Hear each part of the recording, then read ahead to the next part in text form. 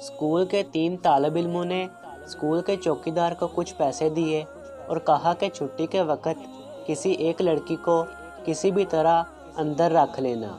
लालची चौकीदार ने पैसे लिए और यूं ही छुट्टी हुई तो इसने एक लड़की को गेट के पास ही बिठा लिया। बाहर जब इस लड़की का बाप इसे लेने आया तो चौकीदार ने कह दिया कि आपकी बेटी तो चली गई है। जब वालिद वापस चला गया तो चौकीदार ने कहा कि आपके अब्बू आ जाएंगे, तुम टेंशन ना लो और अंदर जाकर क्लास में बैठ जाओ। जब कोई आ जाएगा तो मैं तुम्हें इत्तला कर दूंगा।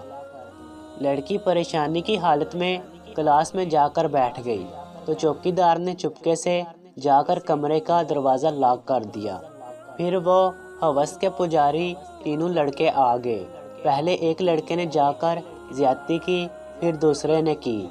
जब तीसरा लड़का इस कामसन लड़की से अपनी प्यास बुझाने अंदर दाखिल हुआ तो आगे इस बच्ची को देखकर इसकी सांसें रुक गई और पत्थर की तरह साकत हो गया।